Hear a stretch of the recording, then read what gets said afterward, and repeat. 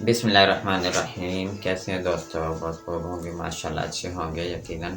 اب آپ کی خدمت میں ہم حضرت مولانا عبدالحنان صدیقی صاحب مدد اللہ کے بیان کا 5واں حصہ پیش کرنے جا رہے ہیں۔ آپ نے یقیناً پہلے والے بیان بھی مکمل سنے ہوں گے، اگر نہیں سنے تو ان کو بھی ضرور سنیے، اور یہ حصہ بھی آپ لازمی سنیے اور سن کر اپنی زندگی میں عمل کیجیے، انشاءاللہ آپ کو دنیا میں بھی فائدہ ہوگا اور آخرت میں بھی فائدہ ہوگا۔ بیان شروع کرتے ہیں۔ مجھے وہاں سے دور سے اشارہ ہوا کہ میرے والے مجھے میری بیوی کو اور سید عزیز الرحمن شاہ پکڑیوں کو بھی جلائی کے اندر دے گئے کمرہ پکڑیے، بندی ٹوپی پکڑی، ہاتھ کے اندر رومال تھا، فقیروں کی طرح بیٹھے رہے۔ ہم نے کہا کوئی ہمارے باپ کا دیش، تھوڑی ہم کمائی کرنے آئے، ہم تو اللہ کا دین سنانے آئے، کوئی بات نہیں، یہاں نہیں وہاں بیٹھے رہے۔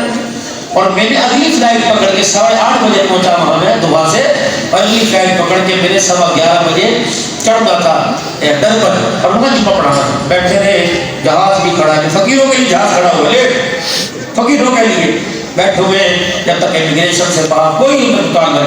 میں نے کہا ذرا جی تھوڑا سا لباس تبدیل کر لیتے ہیں۔ میں نے کہا نہیں نہیں نہیں نہیں، تمہارے ملک کی بہاروں کو چکھنے کے لیے میں حضور صلی اللہ علیہ وسلم کے کردار پر دھبا نہیں لگا سکتا۔ تمہارا ملک تمہاری حکومت قبول کرے گی تو اسی لباس میں قبول کرے گی، ورنہ تمہارا ملک تمہارے ڈالر تمہیں مبارک ہو۔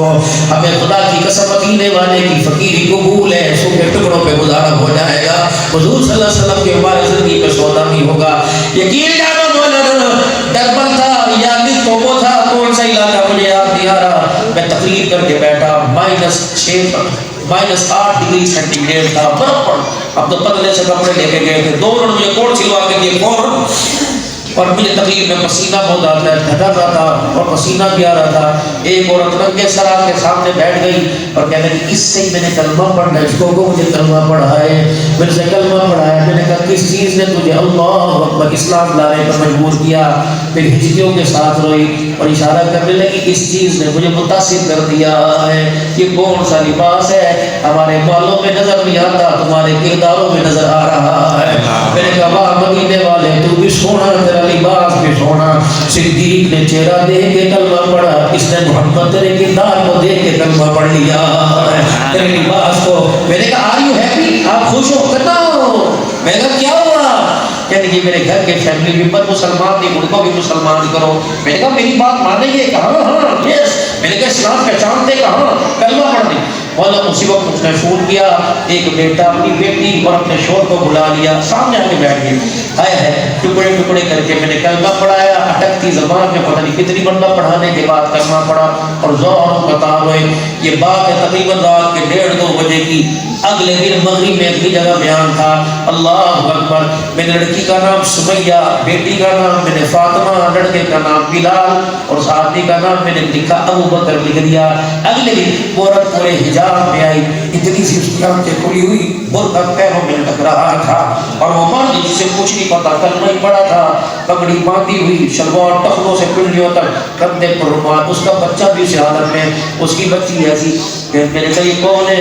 کہ مولانا یہ جنہوں نے کلمہ پڑھا تھا نئے مسلمان ہیں۔ اس عورت نے انگلش میں سوال کیا، مولانا ہمیں بتاؤ اسلام کیسا ہوتا ہے؟ میں نے کہا کل تک تو مجھے بھی پتہ نہیں تھا، لیکن آج تمہارے کردار کو دیکھ کے پتہ لگا محمد کا اسلام کیسا ہوتا۔